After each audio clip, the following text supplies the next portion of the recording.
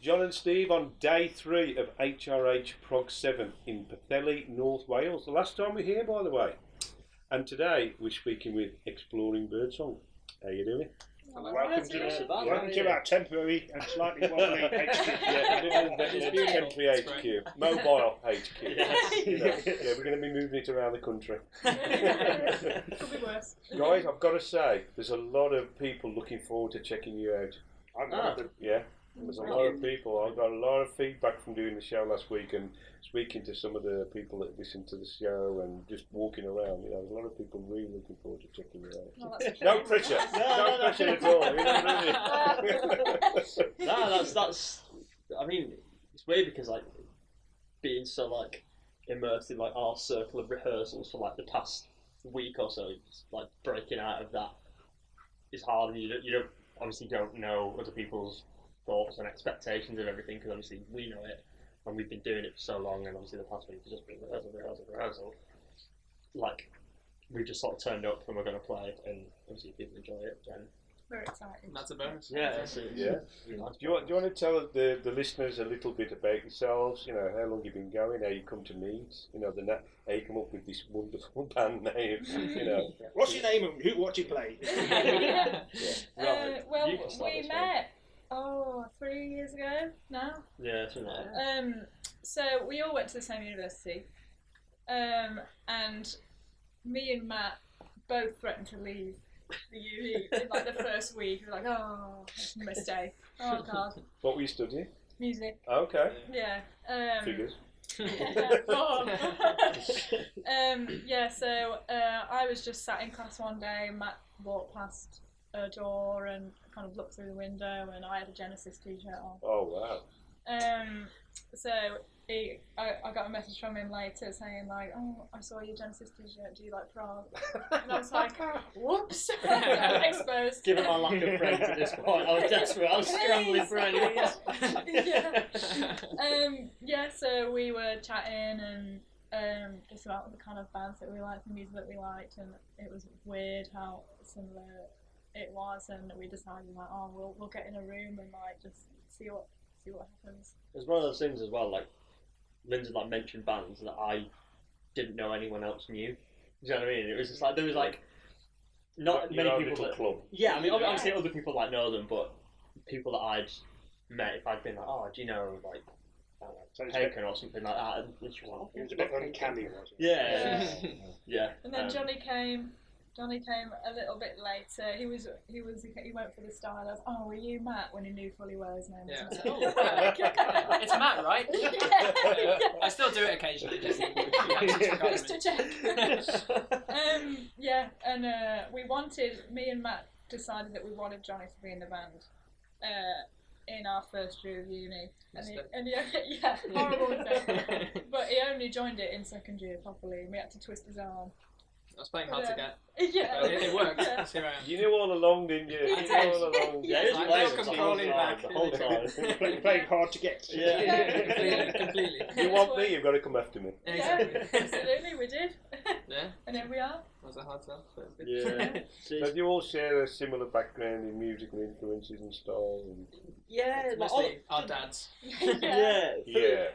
For the most part. Guilty as charged, right? So like, I'm more at like the heavier end of the spectrum. I'm big into like Periphery and the sort of like prog metal area of things, and I grew up listening to my dad. Was a big Rush fan, and then I sort of like that was like a gateway to get into like the heavier things, and then it's like now Sugar and stuff like that for me. And then we kind of bridge the gap between one another. So like, I'm big into metal too. Johnny's big into metal too. But then, so there's like the Beach Boys that we all mutually, you know what I mean? And like, Can't beat them. you know what I mean? And like, My so first love they were. yeah. Yeah. You know And what I mean? Lindsay's great with the really old prog bands like the sort of iconic ones. Yeah. You know, who I wouldn't have really known because I grew up more on like Queen and Beach Boys and Beatles and that sort of thing. So like we've all been good at like showing each other in certain bands and really our tastes have become really similar because we get each other into the same bands, you know. Because when I was reading up on you guys, you know, some of the influences you quite like Kate Bush, Peter Gabriel, you know, that sort of thing. And I must admit, the one track that I played I felt it had a very Kate Bush element to it. You know, is that the kind of... Sorry, Kate. How have you found that the people who have followed you have reacted to the music? We want more, give us more.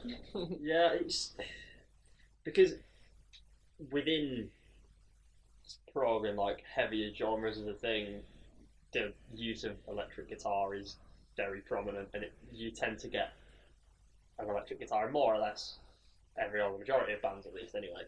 But obviously we're just sort of, well, we don't have an electric guitar, we just have bass, keyboards, drums, and obviously vocals. But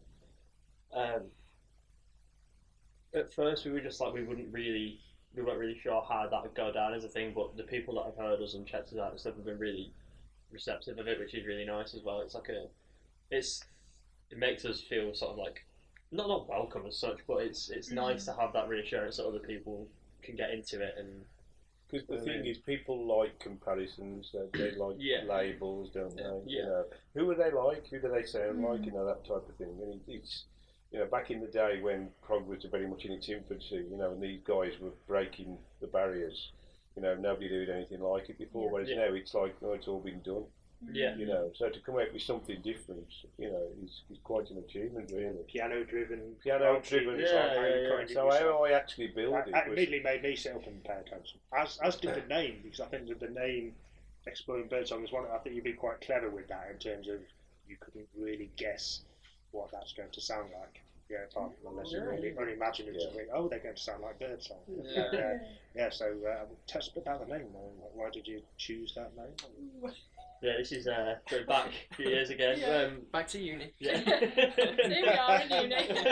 Well, that's to answer for. Yeah. So in first year, was it? Yeah, it's first year. This would be 2016 at this point. Lindsay and I were just showing some of our early demos at the time. We'd not Pre-Johnny. Yeah, pre-Johnny. We'd not recorded anything. At this point. And it's Good. It was one of our longest proggiest tunes. And we just showed a little bit of it to a songwriting tutor at the time, and she'd heard Lindsay's voice. It's just because we had the sound effects on as well, and there was a bit where we had a church that would chime in and a bit of birdsong in the background, and then she was just like, oh, it's like exploring birdsong. And we were like, hang on a minute. What? Yeah. Just sort of a light bulb moment. Why we don't look to each other like? Oh wow, we've done it. Yeah, because I mean, picking a band name is just. I mean, any band name that you pick ends up just becoming familiar anyway. But at the start, you're just if we call ourselves that, then no. This is it forever. It's really, it's like Jenny was going round in circles and stuff, but she just said that, and then because we'd given it a break for a week or something, as I seem to remember anyway, and then our songwriting tutor was just like, oh, it's like Birdsong. Because the thing, I suppose, you know, people will attach a type of music to a band name. Yeah. I mean, Evil Scarecrow. You know what that's going to be. You know, that definitely is prog. You know, right? But I compared you guys to I Am the Morning. Yeah. And I think that they gained some serious press in that. Yeah. So their last album was voted album of the year, wasn't it? Yeah. They're really, really good. They're a really cool band. Yeah, we love them. Because I don't know, we'd heard those guys. Oh well, guy and girl. Quite a lot, but we never directly listened to them and were like, we want to do this. It was just more of we'd written some stuff and then we found them and we were like, oh, these guys are kind of similar. It's mainly piano based and stuff. I don't know, but they're a really cool band, and now anyway, in hindsight, if we'd have heard of them before, then it would have been we need to really check these guys out, but it just so happened that we'd written before and then we found them. You know what I mean? They're really They cool. just share some common ground, basically. Yeah. Because I think the trouble with a lot of prog bands Yeah. is they can overcomplicate the thing, you know what I mean? Yeah. And, you know, they go for these incredibly long tracks, which is synonymous with prog, and come out with these incredible concepts and so on, you know. And I think to sort of whittle it down, you know, is quite a skill, really. Well, I mean, for me, like, I listen to Genesis' album Trespass, and you can hear their sound is there, it's been established. That's right. Phil Collins and Steve Hackett aren't there, but That's it's right. their sound. That's right. And like every track on there, with the exception of The Knife and a few that are proggy, you listen to them and you can understand why they were trying to be a pop band at first. Do you know what I mean? Like they have all of that about them, and they have. I love that album. There's such a dramatic change from the very, very first album to exactly. Trespass, though, isn't there, really? Yeah. It's almost like two bands, really. And then they kept that sound for that whole, I mean... Well, Wild Gabriel. Yeah, Wild Gabriel was there, But for that whole time, from when they were 21 years old, you know what I mean? So, like, I don't know, I think there is something to be said for kind of going back and you know, seeing what came before, in the sense of it wasn't always like that. Do you know what I mean? It wasn't always how it's kind of considered to be. Do you find it exciting to be in a genre where there are no limits and that you can explore these options? Yeah. You know, you're not confined like if you were a pop band or a soul band. You know, people would expect a certain type of music. Whereas really, I mean, prog incorporates folk, jazz, everything. You can throw everything into mix in there. You know, you know. So to actually bring all these elements in and make this, one, incredible music. You know, that for a musician must be quite liberating. Really. I think like the beauty of it is anyway.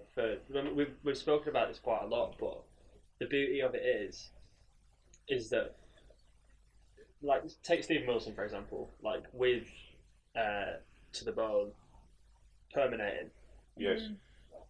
That is so progressive in the sense of the word. He's not just done an album full of like 20-minute songs. He's put a pop song in the middle, in the sense of like a progressive mindset and like forward thinking. He can turn around and put a pop song in because he's no limits. You know what I mean? That's right. I thought it was amazing. It doesn't have boundaries on what he can write, on what he should write, because he's being progressive in the literal sense of the word. You know what I mean? That's one thing for us, because we all love pop music. You know what I mean? We all love pop, and to be able to because like we're really sort of like melody driven as well. Like we won't really be happy with a song unless the melody is, in our opinion, strong anyway. Unless we're happy with it. So to be able to bring like pop elements into it, not like we're not going to bring like a David Guetta synth in anytime soon, but you get what I'm saying. Anyway. Like, but you can't keep a good song down. So. Well, I think the trouble is a lot of proggies are almost ashamed to admit that they like something other than prog. Yeah. And there's nothing wrong with that, you know. And it's I mean, I'm mentoring a band at the moment in Kidderminster. Yeah. One of the guys is into Michael Jackson. Yeah. The other one's into Radiohead. And the other one's into Metallica, you know. Yeah. And they bring this music together. Yeah, I think you kind of went over a lot of It's you guys. Yeah. I think it's quite nice that we feel like we do have that freedom to sort of go at a song from any direction, and we all have influences from loads of different things, because we've all, during uni and before then, we've all taken part in projects where they might be from loads of different genres, and taking the experience from all of that and learning what works within any genre has really helped us with the way that we approach writing songs and finishing them off and all this sort of thing. So I think it is important to have all the influences from all the different parts of the music. There's a lot of like in other genres as well. Like prog does spill over. Like Kendrick Lamar's "To Pimp a Butterfly." That is one of my favourite albums of the past however many years. Like, I absolutely love it. You're the same. Like, absolutely adore that album. It's brilliant. Like, but if you listen to it from top to bottom, it's so like progressive in the way he sampled stuff and in the arrangements and all that stuff. It's really, really clever. Like, and it's a concept album. Yeah, and it's so like, I mean, that's like a hip hop album, but it's got bits of jazz in there, and it's got, do you know what I mean? I love it. But then that is progressive as well. Yeah. It's well, I've always said as far as I'm concerned, the most progressive artist that's ever lived, David Bowie. Oh, Yeah.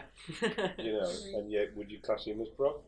It's just And I think there's a difference between prog and progressive. I think Yeah. that, you know, But there shouldn't be. no, it's all in the spelling, or lack of. But no, it does. You know, I mean, I've been into it since I was a teenager, and you know, I do a show every week. And for me, this blinkered attitude with a lot of the people that follow it, it does mind nothing. It really does. It's like a fairly young band as well. Do you know what I mean? It's so nice when people are like open to new stuff and are open to checking things out, sound a little bit different, and going seeing bands that aren't from the 70s and do you know what I mean? Like it's so nice and refreshing for people to be like and.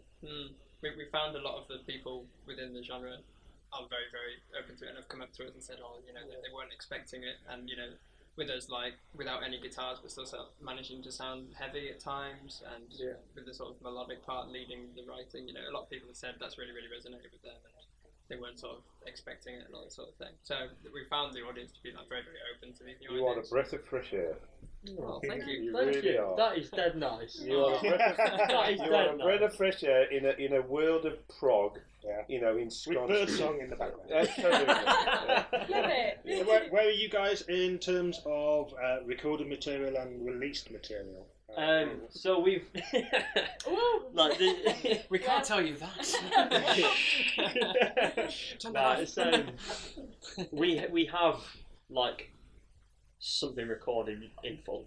We've got it like done and it's ready to put out when the time is right. We've got 2 songs out. We've got the Baptism and the Downpour. We did I want to hear more. You know, I found those 2. Yeah. I want to know what's coming next. We've got a cover of Don't Fear the Reaper as well that we did in the cathedral in Liverpool. But we've got a thing, like an extended thing that we can release, but we're just sort of like Holding guitar. It's on its way. Drip feeding a little bit, and then hopefully, anyway, when people want it enough, we'll just go. I think you're doing it in the right way. You know, you've released a couple of tracks, you know, just to whet people's appetite. You know, and I think a lot of bands now are bringing out EPs. You know, prior to bringing out an album, you know, to test the water. You know, so I think you're going about it in the right way. We release it when it's ready. You'll know when it's ready. It's cooking. Yeah. It's in the oven. Does it have a title? Does it have artwork? It's all literally like totally in the bag. Yeah, ready to release whenever we want. It's just. So we're just going to have to keep going back to the Facebook page and wait. You guys are being nice. As long as you can take all those yellow Skittles out of there. You straight swap. Guys, it's been absolutely fantastic speaking to you today. Thank you so much. You know, I really do hope that your set goes well later. I've got no doubt that it will, because there's so many people looking forward to seeing and hearing you. Whether we'll get to see I think we I'll finish get our to interviews very about a quarter of an hour before you start or something like that. So I think we'll What time you want? I think we're like 7:45, something like that. 7:45? Oh, okay. Okay. We might just make we it, might haven't we? just make it, yeah. I think If the last we one's see at it, then 7. that is. We won't start till we see you. Yes, it is. Yeah. Sweaty old guys in the back after us. And that's just You know, the whole people are going, boom, boom, boom. We walk it, we're in, sweet. Is that Midlands metal? Is that them? Yeah. Sound alright. Yeah, go for it. Cool, no, thank you. Excellent. Thank you very much. Cheers, Nice mate. one. Thanks very Cheers. much. Thank you. Thank you. I'll reach out. Thank you.